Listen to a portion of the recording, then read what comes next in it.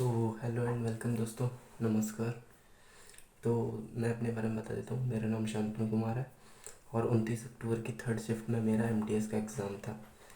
तो आज आपके सामने वही सब डिस्कस करने वाला हूँ कि भाई कैसे क्वेश्चंस बन रहे हैं जीके में और क्या कुछ लेवल रह रहा है एग्ज़ाम का, क्या इजी आ रहा है एग्ज़ाम या फिर हार्ड आ रहा है। इंग्लिश में कैसे क्वेश्चंस पूछे जा रहे हैं, सभी बातें भाई एक एक करके जानेंगे और बताएंगे कि ये जो इंटरव्यू करने पहुंचते हैं सेंटर्स पे कुछ लोग और उनको जो बच्चों द्वारा दी जाती है जानकारी, क्या वो सटीक रहती है, क्या ऐसे ही क्वेश्चंस निकल रहे हैं एग्ज़ाम में। तो इन सब चीज़ों पे बात करने वाले हैं। तो दोस्तों आइए वीडियो की तरफ बढ़ते हैं। अगर आपको वीडियो पसंद आए तो एक लाइक ज़रूर कर दीजिएगा और कमेंट में आप बताइएगा आपका एग्ज़ाम हुआ है तो कि आपका स्कोर कितना बन रहा है।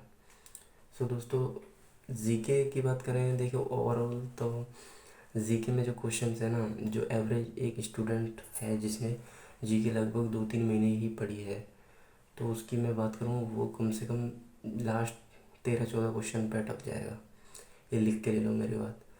और इंग्लिश में भी भाई ऐसा ही है। अगर इंग्लिश में किसी ने अच्छी तैयारी कर रखी है, जैसे मान लो जैसे मैं सीजीएल का भी प्री दे के आया था, तो उसके लिए मेरी भी तैयारी थी। तो मेरे उसमें 140 मार्क्स बन रहे सीजीएल प्री में, लेकिन फिर भी मतलब मुझे डाउट है कि मेरा प्री निकलेगा नहीं। तो मैंने जस्ट ऐसे ही दे दिया था, मेरी तैयारी थी नहीं, फिर भी मैंने इंग्लिश जो है पढ़ रखी थी। तो उस वो इंग्लिश मेरी यहाँ पे कितनी काम आई वो भी मैं आपको बताता हूँ।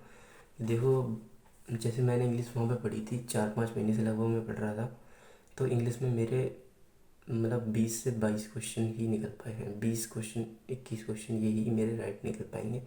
वैसे मैंने 23 अटैम्प्ट किए थे और मैं आपको क्वेश्चन भी बता देता हूँ कौन कौन से क्वेश्चन थे, क्या क्या इनके आंसर रहने वाले हैं।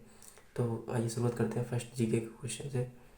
तो पहला जीके का क्वेश्चन था, तीजन बाई का संबंध किस लोक नृत्य से है। तो तीजन बाई सभी को पता होगा जहाँ तक है, तो पंडवानी नृत्य से संबंधित है। पंडवानी नृत्य छत्तीसगढ़ का है, एक लोक नृत्य है। दूसरा क्वेश्चन था, बहमनी साम्राज्य की स्थापना के समय दिल्ली पर किसका शासन था।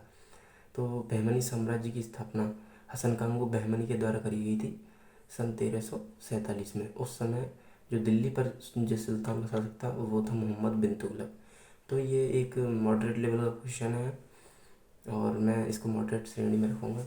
एवरेज बच्चे की तो समझ में हो सकता है ना भी आए। तीसरा क्वेश्चन था, आप क्वेश्चंस का लेवल चेक कीजिए जीके में कैसे क्वेश्चंस बन रहे हैं। मांडू जहाज शीश महल का निर्माण किसके द्वारा करवाया गया था। मैं बता रहा हूँ, अगर कोई बच्चा यूपीएससी की तैयारी कर रहा है ना, वो भी इसका जवाब नहीं दे पाएगा। तो फोर्थ क्वेश्चन था, पांडिचेरी किस नदी डेल्टा पर स्थित है, बताइए पांडिचेरी किस नदी डेल्टा पर स्थित है। तो दोस्तों मतलब बेसिकली अगर बात करें ना, तो जीके में एक अच्छा खासा लेवल पूछा जा रहा है। रियलिटी तो यही है।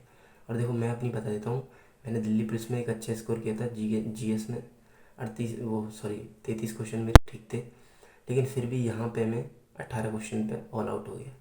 आप ये समझ लीजिए कैसा मतलब कैसा पेपर आ रहा है। उसके बाद में पाँचवें क्वेश्चन की बात करते हैं। 2011 की जनगणना के अनुसार किस यूटी का लिंगानुपात जो 1037 था। तो ये मतलब ये भी क्वेश्चन जो है मॉडरेट लेवल का था, इसको हम इजी नहीं बोल सकते क्योंकि आपके सामने यहाँ पे क्या है, उसने डायरेक्ट डायरेक्ट वो लिंगानुपात रख के दे दिया कि बताइए ये किस यूटी का है। अगर आपने डिटेल में नहीं पढ़ रखा है ना, तो आप इस क्वेश्चन का आंसर नहीं कर सकते हो, इतना मैं बता रहा हूँ। तो वैसे ही पांडिचेरी का है, तो मैंने ये कर दिया था क्योंकि मैंने डिटेल में पढ़ रखा था ये। सो 6 क्वेश्चन था हमारा, सबसे ज़्यादा लिंगानुपात वाला राज्य कौन सा है। तो ये एक इजी क्वेश्चन है, इसको मैं इजी मान सकता हूँ, सबको पता होगा ये केरल का है। तो इसका भी 99% लोगों ने इसका आंसर किया होगा।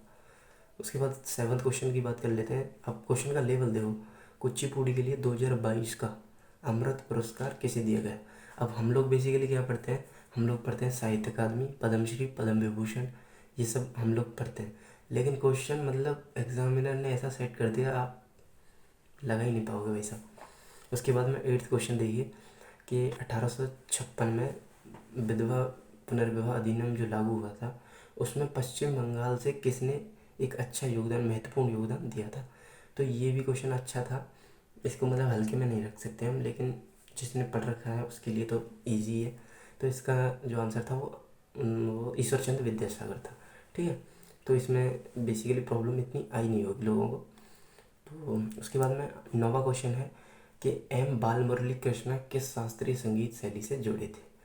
एम बालमुरली कृष्णा किस नृत्य शैली से जुड़े थे। तो भाई साहब मैं बात बता दूं आपको, ये क्वेश्चन ऐसा क्वेश्चन है कि मतलब आप इसको मॉडरेट तो कहे, आप इसको डिफ़िकल्ट वाले में भी मतलब डिफ़िकल्ट वाले में ही रख सकते हो, क्योंकि बाल मुरली कृष्णा ये मतलब हम लोग जो पढ़ते हैं ना, ये हमें वहाँ पे मिलेगा ही नहीं। जैसे हम लोग कुचिपुड़ी के डांसर्स पढ़ते हैं, या फिर मतलब किसी भी डांस के अपन जैसे डांसर्स पढ़ते हैं ना, कहीं से भी पढ़ना आप, कोई भी टीचर आपको पढ़ा रहा होगा, वो ऐसे नाम ये नाम करा है कि नहीं देगा आपको। मैं बता रहा हूँ, देखो मैंने भाई देखो मैं किसी की बुराई नहीं कर रहा हूँ, लेकिन जहाँ तक मैंने पढ़ा है, मैंने जीएस अच्छी खासी पढ़ी है, मेरे अच्छे इसको एसएससी जीडी में भी मैंने 20 में से मतलब 17 क्वेश्चन ठीक थे मेरे। ये कोई मैं फेंक नहीं रहा हूँ भाई, मेरा मतलब ऑफिशियल स्कोर कार्ड भी दिखा दूंगा मैं। तो मतलब मैंने अच्छी खासी जीके पढ़ रखी है, लेकिन फिर भी भाई अगर मैं लेवल देखूँगा, यहाँ पे जो लेवल रखा गया है वो बहुत अच्छा रखा गया है, ताकि मतलब जो इंग्लिश में अच्छे अगर क्वेश्चन बना भी लेगा ना, तो वो जीएस में खेल जाएगा, फिर पक्की बात है। तो वही मेरे साथ यहाँ पे हुआ है। और 10वां क्वेश्चन है कि राज्य विधानमंडल के निचले सदन को क्या कहते हैं। तो ये कंफ्यूजिंग क्वेश्चन है बेसिकली, अगर जिसने थोड़ी एक दो दो तीन बार अगर ये क्वेश्चन पढ़ा होगा तो वो बच्चा इस क्वेश्चन का आंसर कर जाएगा। तो इसमें था मतलब विधान परिषद या फिर विधानसभा, लोकसभा और राज्यसभा। तो आप कमेंट में बताइएगा इसका आंसर। तो 11वां क्वेश्चन है, भारत में संघीय न्यायालय की स्थापना किस अधिनियम के तहत हुई थी। अब देखिए ये जो क्वेश्चन पूछा गया था ना कि भारत में संघीय न्यायालय की स्थापना किस अधिनियम के तहत हुई, अब इसमें उसने क्या कर रखा था, इसमें डबल ऑप्शंस ऐसे रख रखे थे उसने कि मतलब वो बहुत फंसाने वाले थे, क्रिएटिव थे एकदम ऑप्शन। तो उसमें था एक 1773 का रेगुलेटिंग एक्ट, और एक था उसमें 1935 का अधिनियम। तो आपको बताना है इसमें से कौन सा राइट आंसर है। बेसिकली ये मेरा गलत हो गया क्योंकि मैं कंफ्यूज हो गया था उस टाइम पे।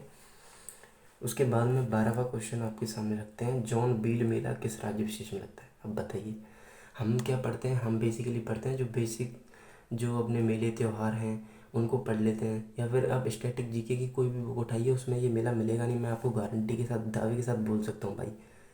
अब ये वैसे है असम का।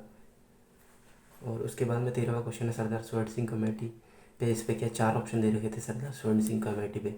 तो ये क्वेश्चन अच्छा था, मतलब मॉडरेट था, डिफ़िकल्ट नहीं था, मॉडरेट था। 14वां क्वेश्चन था, चंद्रगुप्त मौर्य का उत्तराधिकारी कौन था। तो ये एक इजी क्वेश्चन है, इसका आंसर बिंदुसार हो जाएगा। 15वां क्वेश्चन था, अमृत योजना किस वर्ष तक लागू रहेगी। अब बताइए, ये क्वेश्चन इसने ऐसे पूछा जैसे अपन क्या करते हैं, अपन इसकी डेट देख लेते हैं कि योजना किस वर्ष आ रही है, उसका सब्जेक्ट देख लेते हैं अपन कि किस लिए आ रही है, लेकिन इसने पूछा कि मतलब साला कितने साल के लिए रहेगी, बताओ। क्या है यार, मतलब कहाँ से भी कैसे भी क्वेश्चन बना दे रहे हैं यार ये, है ना। उसके बाद में 16वां क्वेश्चन था कि ऊंची कूद स्पर्धा में कौन से पैरा ओलंपिक खिलाड़ी संबंधित हैं। पैरा ओलंपिक खिलाड़ी, इसमें 4 ऑप्शन थे, इसका राइट आंसर था मरियप्पन तंगावेलु। तो ये भी मेरा ठीक था। उसके बाद में 17वां क्वेश्चन, कौन से एंजाइम पाचन में सहायक होते हैं। तो एंजाइम भाई पाचन में कौन से सहायक होते हैं, आप ये कमेंट में बताइएगा अगर किसी को पता होगा तो। वैसे इसमें जो ऑप्शंस दे रखे थे वो दे रखे थे लाइसोसोम, राइसोसोम और माइटोकॉन्ड्रिया और गोल्जी गाय। तो इसमें बताना था कौन से सहायक होते हैं, तो मैंने इसमें गोल्जी गाय ऑप्शन में राइट किया है, पता नहीं देखो सही है या गलत है। उसके बाद में 17वां क्वेश्चन 18वां क्वेश्चन, भारत की प्रथम सफल कपड़ा मिल कहाँ पर स्थापित हुई थी। तो ये बेसिकली मुंबई में हुई थी, ये मेरा सही है। उसके बाद में 19वां क्वेश्चन है, ड्यूस ड्राइवर चिप शब्द किस खेल से जुड़े हुए हैं। तो ड्यूस ड्राइवर चिप ये जुड़े हुए हैं किससे, ये जुड़े हुए हैं आपके गोल्फ से, ठीक है। तो 20वां क्वेश्चन था, कौन सा कलाकार कुचिपुड़ी नृत्य से संबंधित है। अब यहाँ पे देखो कुचिपुड़ी नृत्य से संबंधित हमने जो डांसर्स पढ़े होते हैं ना भाई, वो डांसर्स रख ही नहीं रहा साला। 4 ऑप्शंस में ऐसे डांसर दिए थे जिसका मैंने कुचिपुड़ी में आज तक नाम पढ़ा ही नहीं, जबकि मेरे को कम से कम बता रहा हूँ आपको, रियलिटी में 20 से 22 नाम मैं अभी भी नोटबुक में अपनी में लिख सकता हूँ कुचिपुड़ी नृत्य के जो कलाकार हैं उनके, लेकिन उसमें से मतलब ऑप्शन में कोई नाम ही नहीं था यार, कहाँ से लगाओगे आप। उसके बाद में 21वां क्वेश्चन था, मतलब ये कैलकुलेटिव क्वेश्चन था किसका, ये साइंस का कैलकुलेटिव क्वेश्चन था। जैसे 0.50 ग्राम कार्बन जलने पर 25 ग्राम जल अवशोषित होता है, तो हाइड्रोजन की सांद्रता बताइए। तो ये तो भाई मैं नहीं नहीं किया हूँ। उसके बाद में एक क्वेश्चन था, अपघटन क्रिया किसे कहते हैं, ये भी साइंस का था। और एक साइंस का और था कि थर्मोनॉल, जो थर्माकोल होता है थर्माकोल, उसको जलने से पर्यावरण को किस प्रकार स्वच्छता मिलती है, मतलब स्वच्छता चक्र में उसके में कैसे सहायक होता है थर्माकोल। तो ये क्वेश्चन था।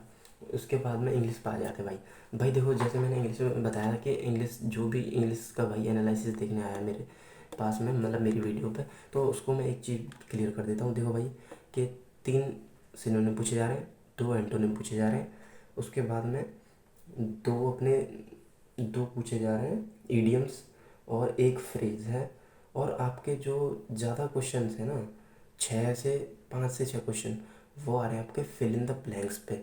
लेकिन फिल इन द ब्लैंक्स में आप एक गलती मत कर देना।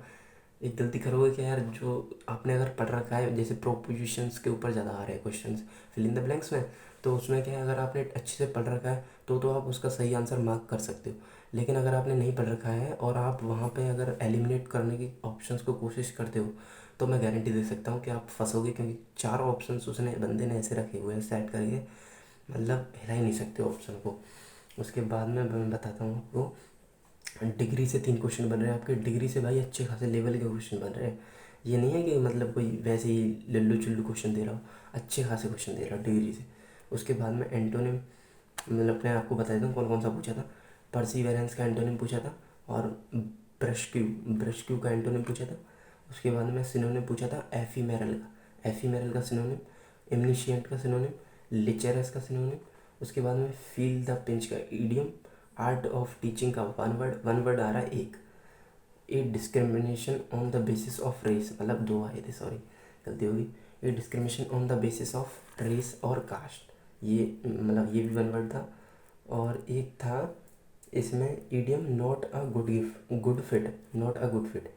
तो ये सारे क्वेश्चंस थे भाई। मैंने अपनी जो शिफ्ट थी उसके सारे क्वेश्चंस मैं कैसे लाया ये मेरे को भी पता है। तो भाई अगर आपको वीडियो अच्छी लगी हो तो एक लाइक कर देना है। और मैं आपको एक चीज़ और बता देता हूँ, अब कुछ भाई ऐसे देख रहे होंगे इसके लिए कि मतलब उनको इस टाइम पे क्या पढ़ना चाहिए। तो भाई देखो, मैं आपको एक बेसिकली एक चीज़ बता देता हूँ, जो मैं अपने हिसाब से इतने दिन से मैं जीके पढ़ रहा हूँ उस हिसाब से मैं आपको अपना एक्सपीरियंस पूरा इस वीडियो में शेयर कर दूँगा। जैसे कि भाई आप है ना, सबसे ज़्यादा आप देख सकते हो क्या, 2022 और 2023 में जितने भी लोक नृत्य कलाकारों को अच्छे से नोट कर लेना भाई बुक में। लोक नृत्य कलाकारों को पद्मश्री और पद्म विभूषण, जितने भी इनको लोक नृत्य कलाकारों को 2022 और 23 में दिया गया वो पढ़ना है। उसके बाद में हिस्ट्री में अगर आपको पढ़ना ही है तो दिल्ली सल्तनत पढ़िए। उसके बाद में ये जो दक्षिण भारत के कुछ राजवंश थे, जैसे चोल राजवंश हुआ, और आपका क्या बोलते हैं, चोल राजवंश हुआ, बहुत सुलभ हुआ, और मतलब कई सारे राजवंश थे जिन्होंने शासन किया था। उसके बाद में आप ये मौर्य देश देख सकते हो और गुप्त देख सकते हो, इससे बाहर कहीं भी मत जाना। उसके बाद में ये बौद्ध संगतियाँ और जैन संगतियाँ, ये जहाँ जहाँ हुई हैं इनकी डेट अच्छे से पढ़ लेना।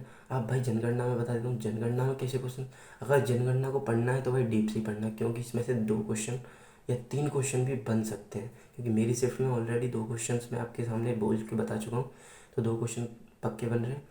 तो भाई बहुत डिटेल में पढ़ लेना। पढ़ना कहाँ से है मैं आपको बता देता हूँ, गौरव सर की एक क्लास पढ़ी हुई है, मतलब उत्कर्ष नाम के चैनल पे यूट्यूब पे, तो उन्होंने अच्छे से सारे फैक्ट्स इसमें क्लियर करा रखे हैं, आप वो वाली क्लास देख सकते हैं।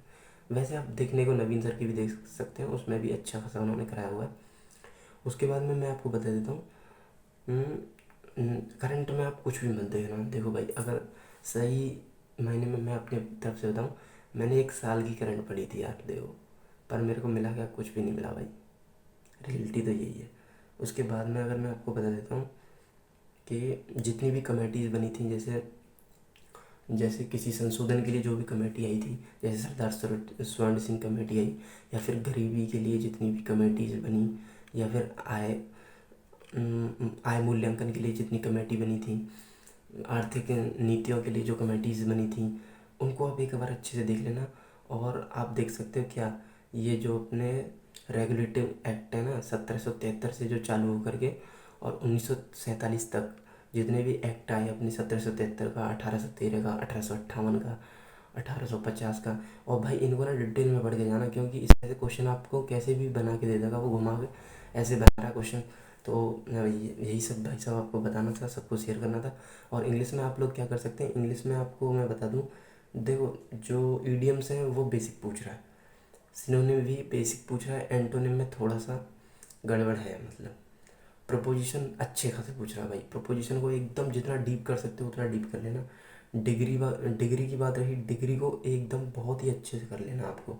उसके बाद में आता है आपका कंजक्शन। कंजक्शन से एक क्वेश्चन था। उसके बाद में कंजक्शन के बाद में सॉरी नाउन प्रोनाउन से कोई क्वेश्चन नहीं था। और आपका बस यही सब था दोस्तों। तो अब आप देख लेना अपने हिसाब से भाई, जो मुझे सही लगा, जो मैंने एक्सपीरियंस अपना देखा है पेपर में, और जो पहले भी मैंने पेपर्स दिए हैं उनके हिसाब से मैंने आपको अपना पूरा रियल एनालिसिस दे दिया है, इस एग्ज़ाम का रिव्यू दे दिया है। अगर आपको फिर भी कोई क्वेरी है तो आप कमेंट बॉक्स में कमेंट करके मुझे ज़रूर बताएं, मैं आपके हर कमेंट का जवाब दूंगा। सो दोस्तों, थैंक यू।